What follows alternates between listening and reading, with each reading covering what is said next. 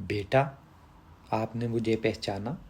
میں نے چونک کر بوڑھے کی طرف دیکھا۔ دفتر جانے کے لیے میں اپنی کار میں دروازے سے باہر نکلا ہی تھا کہ وہ کار کے سامنے آ گیا۔ میں نے نظر بھر کر اسے دیکھا، پھر ناگوار انداز میں بولا، نہیں بڑے میاں، میں آپ کو پہچان نہیں سکا۔ مجھے دفتر پہنچنا ہے، پہلے ہی میں لیٹ ہو چکا ہوں، لہٰذا آپ پھر کسی وقت آ کر بتائیے گا آپ کیا کہنا چاہتے ہیں۔ یہ کہتے ہوئے میں نے کار آگے بڑھا دی۔ وہ پہلے ہی سامنے سے ہٹ کر کار کے دروازے کی طرف آ چکا تھا۔ میں تمام دن دفتر میں مصروف رہا، لہٰذا اس بوڑھے کا خیال تک نہ آ سکا۔ مغرب کے بعد گھر پہنچا تو چوکیدار نے بتایا، صاحب جی، وہ بوڑھا آپ کے جانے کے بعد بھی یہاں کھڑا رہا تھا۔ سچ بات یہ ہے کہ مجھے اس پر بہت ترس آ رہا تھا۔ میں نے اسے بیٹھنے کے لیے کہا اور چائے کا بھی پوچھا، لیکن وہ میرا شکریہ ادا کرتے ہوئے چلا گیا۔ ہوگا کوئی ضرورت مند، کل پھر آئے گا تو اسے کچھ دے دوں گا۔ ٹھیک ہے صاحب جی، یہ آپ بہت اچھا کریں گے۔ چوکیدار خوش ہو گیا۔ پھر میں گھر میں مصروف ہو گیا۔ دوسرے دن پھر دفتر جانے کے لیے گھر سے باہر نکلا تو وہی بوڑھا پھر اچانک سامنے آ گیا۔ اس نے پھر وہی الفاظ نکالے، بیٹا، آپ نے مجھے پہچانا؟ آج میں زیادہ جلدی میں نہیں تھا، لہٰذا کار کا دروازہ کھول کر باہر آ گیا۔ اس کے نزدیک پہنچا، اس سے ہاتھ ملایا اور بولا، میں آپ کو پہچان نہیں سکا۔ آپ خود بتا دیں آپ کون ہیں اور میں آپ کے کیا کام آ سکتا ہوں۔ اگر کچھ مدد کی ضرورت ہے تو بتا دیں، کوئی اور کام ہے تو بتا دیں، کر دیتا ہوں۔ بس اتنا ہی کام ہے، میں چاہتا ہوں آپ بس مجھے پہچان لیں۔ وہ مسکرایا، میں معافی چاہتا ہوں۔ اچھا، ایسا کرتے ہیں، آج آپ شام کو عصر کے بعد آ جائیں، ہم بیٹھ کر بات کریں گے۔ اس صورت میں شاید مجھے یاد آ جائے کہ میں نے آپ کو کہاں دیکھا ہے۔ لیکن میں پھر کہتا ہوں، آپ خود ہی کام بتا دیں، میں آپ کے کام آنے کی پوری کوشش کروں گا۔ یہ ٹھیک رہے گا، میں عصر کی نماز کے بعد آؤں گا، اس نے کہا، اور پھر اسی شام ہم ایک دوسرے کے سامنے بیٹھے تھے۔ میز پر چائے موجود تھی۔ چائے کے دوران میں اس کی طرف غور سے دیکھتا رہا۔ چہرہ کسی قدر جانا پہچانا تو لگنے لگا تھا، اور میرا خیال تھا انہیں کہیں دیکھا ہے، لیکن یہ اب بھی یاد نہیں آ سکا تھا کہ کہاں ملاقات ہوئی تھی یا کہاں دیکھا تھا۔ آخر ہم نے چائے ختم کر لی۔ اس کے بعد وہ اٹھ کھڑا ہوا۔ اس نے اداس انداز میں کہا، نہیں بیٹا، آپ کو یاد نہیں آ سکا۔ میری تمنا اور تڑپ دم توڑ گئی۔ میں اب چلتا ہوں۔ بہت مشکل سے تو آپ کا گھر تلاش کیا تھا۔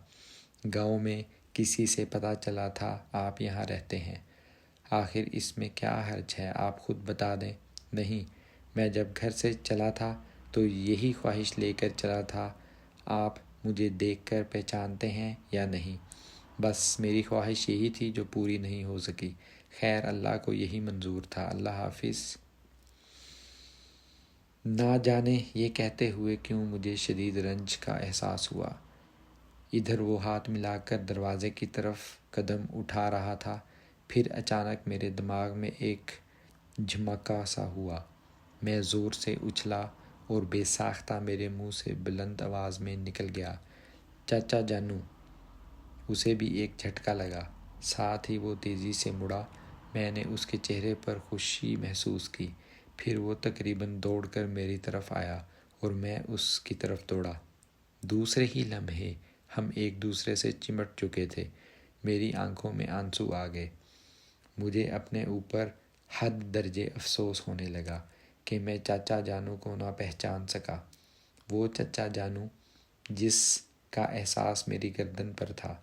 آج میں جو کچھ تھا، چچا جانو ہی کی بدولت تو تھا۔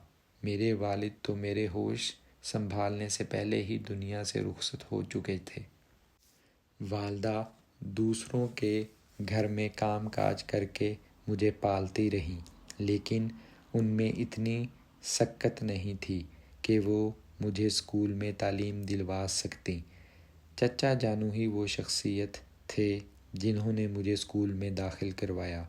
وہ اسکول کے باہر پھلوں کی ریہڑی لگاتے تھے۔ گھر سے اسکول جاتا تو دروازے پر وہ مجھے ایک آدھ کیلا یا سیب کھلا دیتے۔ میرے اسکول کا پرائمری تک کا خرچہ انہوں نے برداشت کیا، پھر ہائی اسکول میں داخلہ بھی دلوایا۔ میٹرک کے بعد میں اپنے پیروں پر کھڑے ہونے کی کوشش میں شہر چلا آیا۔ چھوٹے بچوں کو ٹیوشن پڑھاتا رہا اور اپنی کالج کی تعلیم کسی نہ کسی طرح آگے بڑھاتا رہا۔ والدہ بھی میرے ساتھ شہر آ گئی تھیں اور 2 کمروں کا ایک چھوٹا سا مکان ہم نے کرائے پر لے لیا تھا۔ پھر میری تعلیمی حالت مجھے آگے ہی آگے لے کر چلتی رہی اور آخر کار میں ایک کامیاب انجینئر بن گیا۔ اپنی خوش و خرم دنیا میں مجھے یاد نہیں رہا کہ کبھی کسی چاچا جانو نے میری مدد کی تھی، میرے لیے بہت کچھ کیا تھا۔ وقت کی گرد درمیان میں آ گئی اور میں ان کے بار بار کہنے پر بھی انہیں پہچان نہ سکا، لیکن پھر اللہ تعالیٰ نے عقل سے پردہ ہٹا دیا، ذہن کے دریچے کھل گئے اور میں نے انہیں پہچان لیا۔ اب ہم ایک دوسرے کے سامنے بیٹھے تھے۔ ایسے میں والدہ کسی کام سے اس طرف آ گئیں۔ انہوں نے جوں ہی چچا جانو کو دیکھا، پہلی نظر میں پہچان گئی اور پکار اٹھیں، چچا جانو آپ؟ دیکھا بیٹا، بہن جی نے پہلی نظر میں پہچان لیا۔ مجھے افسوس ہے، میں بہت شرمندہ ہوں چچا، مجھے معاف کر دیں۔ ارے نہیں، ایسی کوئی بات نہیں۔ والدہ بھی ہمارے ساتھ بیٹھ گئیں۔ میں بتانے لگا کہ کیسے میں انہیں پہچان نہ سکا۔ کیا تم چچا جانو کو نہیں پہچان سکے؟ والدہ چلائیں۔ میرا سر اور زیادہ شرم سے جھک گیا۔ کچھ دیر بعد میں نے کہا، خیر اب آپ یہ بتائیں، آپ کو ہماری یاد وہ بھی اتنی مدت بعد کیسے آئی؟ میں تو تمہیں ایک دن بھی نہیں بھولا۔ جب بھی میں نے تم سے ملنا چاہا، ایک خیال نے میرے پاؤں روک لیے کہ تم پہچان بھی لوگے یا نہیں۔ بس پھر یہی خواہش لے کر چلا آیا کہ تم نے پہچان لیا تو ٹھیک، ورنہ کچھ بتائے بغیر واپس لوٹ جاؤں گا۔ بس اب میں چلتا ہوں، آرزو پوری ہو گئی، دل خوش ہو گیا، آنکھوں کو ٹھنڈک مل گئی۔ یہ کہتے ہوئے چچا جانو اٹھ کھڑے ہوئے۔ نہیں نہیں، آپ اس طرح کیسے جا سکتے ہیں؟ 2-4 دن تو ہمارے پاس ٹھہریں۔ نہیں، پوتے پوتیاں، نواسے نواسیاں میری راہ تکتے ہوں گے۔ اب میں اجازت چاہوں گا۔ تو آپ، میں کہتے کہتے رک گیا۔ کیا کہنا چاہتے ہیں آصف میاں؟ وہ مسکرائے۔ میرا مطلب ہے آپ بس صرف ملاقات کے لیے ہی آئے تھے، آپ کو مجھ سے کوئی اور کام تو نہیں؟ میرا مطلب کوئی ضرورت ہو تو؟ نہیں آصف میاں، میں اب تک اسی لیے تو رکا رہا کہ جوں ہی آپ مجھے پہچانیں گے، پہلا خیال دل میں یہی لائیں گے کہ میری کوئی ضرورت مجھے آپ تک کھینچ لائی ہے، اور جب کہ ایسا سرے سے نہیں ہے، صرف اور صرف آپ سے ملنے کی تڑپ مجھے یہاں کھینچ لائی ہے، اور بس اب میں رک نہیں سکتا۔ اپنے بچوں سے کہہ کر آیا تھا، آج ضرور واپس پہنچ جاؤں گا انشاءاللہ۔ پھر چچا جانو نے مجھ سے ہاتھ ملایا، والدہ کو سلام کیا اور جانے کے لیے مڑ گئے۔ اچانک مجھے جھٹکا لگا۔ میں نے کہا، میں آپ کو اڈے تک کار میں چھوڑ آتا ہوں۔ نہیں، میں رکشے سے چلا جاؤں گا۔ میں ایک بار پھر کہتا ہوں، میرے لیے کوئی کام ہے تو؟ نہیں بھائی، بالکل نہیں، اللہ آپ لوگوں کو خوش رکھے۔ اور وہ باہر نکل گئے۔ ہم دروازے پر بت بنے کھڑے رہ گئے، پاؤں من بھر کے محسوس ہو رہے تھے۔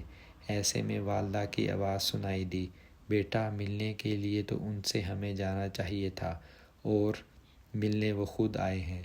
ہاں امی جان، میں یہی سمجھتا رہا کہ ان کی کوئی ضرورت انہیں میرے پاس لے آئی ہے، مگر وہ تو بے لوث اور بغیر کسی غرض سے ملنے آئے تھے۔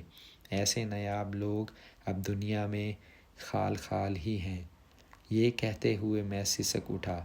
والدہ بھی رونے لگیں۔